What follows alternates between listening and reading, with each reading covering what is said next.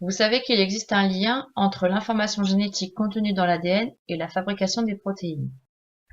Par exemple, si l'on prend les protéines fluorescentes, la green fluorescent protéine étant la protéine naturelle contenue chez la méduse et la blue fluorescent protéine étant celle de synthèse.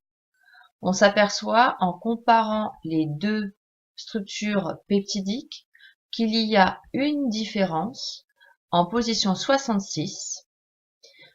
Un acide aminé tyrosine a été transformé en acide aminé histidine pour la BFP.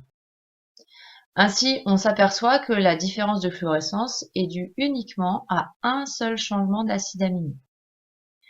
Par ailleurs, si l'on regarde la séquence nucléotidique, on s'aperçoit qu'il y a une seule modification entre le gène GFP et le gène BFP en position 196. Une substitution de thymine en cytosine est remarquable. Ainsi, on s'aperçoit donc qu'il y a bien une relation entre des gènes et des protéines. Dans le prochain TP, vous allez étudier plus en détail, à différentes échelles de l'organisme, les conséquences liées à la présence de mutations de l'ADN. Pour cela, l'exemple choisi sera celui de la drépanocytose et vous allez regarder un petit extrait d'un film de sensibilisation qui s'intitule À ton rythme de Cathy Gaillard.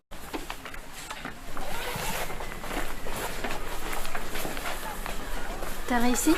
Bof, j'avais pas la forme. J'ai été malade cette nuit. Je voulais pas venir, mais mon père m'a obligé pour le contrôle.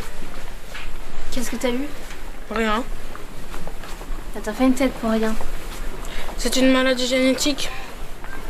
Une maladie du sang. J'ai dépurchonné. C'est quoi?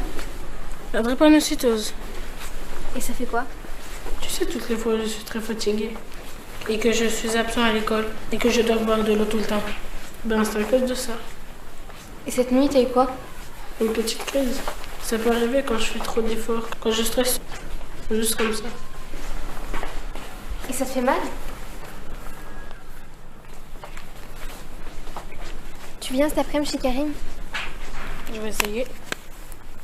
T'en veux? C'est pas contagieux, tu sais. Donc après avoir vu ce film, à partir de votre réflexion personnelle, sans chercher des informations dans des sources externes comme les livres ou sur Internet, indiquez les parties de l'organisme ainsi que les différentes échelles de grandeur de l'individu à étudier pour comprendre l'origine de cette maladie.